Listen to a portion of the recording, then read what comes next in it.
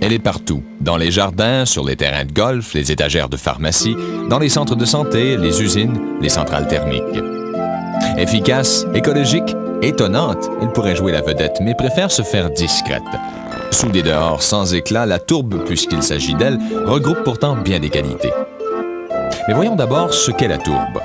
Ah non, ce n'est pas du gazon ni de la terre d'ailleurs. Il est vrai qu'avec sa couleur, il y a quoi s'y tromper. Non, en fait, la tourbe est une ressource unique et renouvelable d'origine végétale.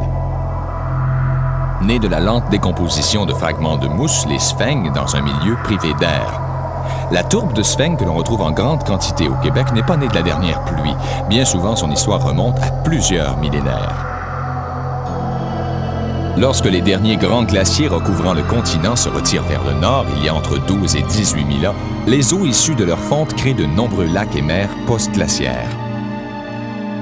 Ces plans d'eau s'évacueront progressivement pour laisser place à des dépressions saturées en eau stagnante semblables à de vastes marais. Au cœur de ces fosses, des plantes telles les sphènes et les carex, déposées là par la retraite des glaces, s'accumulent en grande quantité. La stagnation des eaux, le mauvais drainage et le froid acidifient les lieux et les sphènes, un groupe de mousses qui se plaisent particulièrement dans les milieux acides.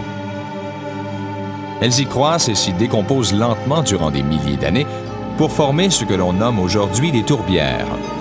En somme, les tourbières sont d'épais matelas de matière végétale décomposée.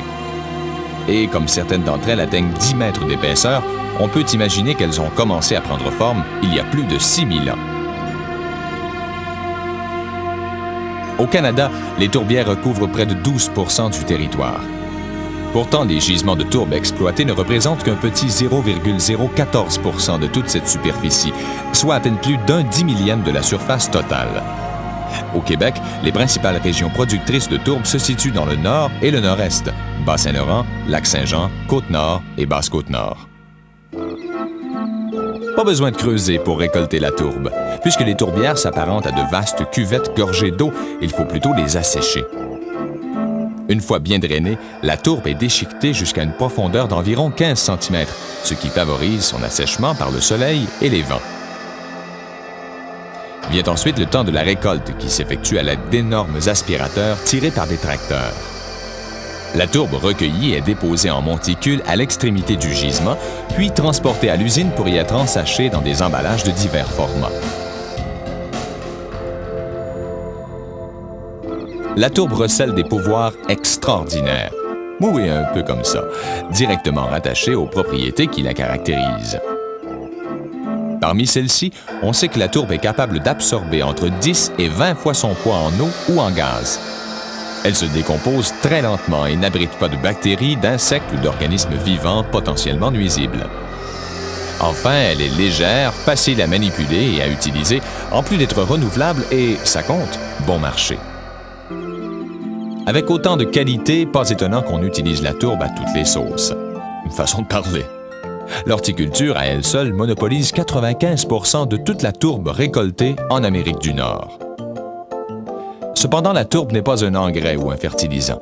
Il s'agit d'un substrat de croissance ou encore un amendement de sol qui favorise la pousse et le développement des végétaux grâce notamment à sa capacité de rétention d'eau. La tourbe offre de plus l'avantage de faciliter l'assimilation par les racines des éléments nutritifs du sol et de l'engrais, assurant ainsi vitalité et croissance aux pelouses, plantes et arbustes. Mélangée, elle sert à la fabrication de terreaux, de semis instantanés, d'engrais ou encore de compost dont elle contribue notamment à éliminer les odeurs. Si la tourbe est pour les mêmes raisons utilisée en agriculture, ses applications ne s'arrêtent pas là et s'avèrent parfois étonnantes. La tourbe peut contribuer à dépolluer des cours d'eau ou des étendues marines en absorbant les huiles ou le pétrole qui s'y sont déversés et en ralentissant leur étalement. La tourbe sert à la fabrication de biofiltres capables de purifier des liquides ou des gaz pollués ou contaminés. Ces capacités d'absorption font de la tourbe un matériau de choix dans la fabrication de serviettes hygiéniques, de couches, mais également des litières pour les animaux. La tourbe est un excellent combustible et sert dans plusieurs pays scandinaves et de l'Est à la production d'électricité ou encore de coke métallurgique, de gaz naturel et de méthanol. En Écosse, ce sont les feux de tourbe qui donnent cette saveur si particulière aux grains qui servent à la préparation du Scotch whisky.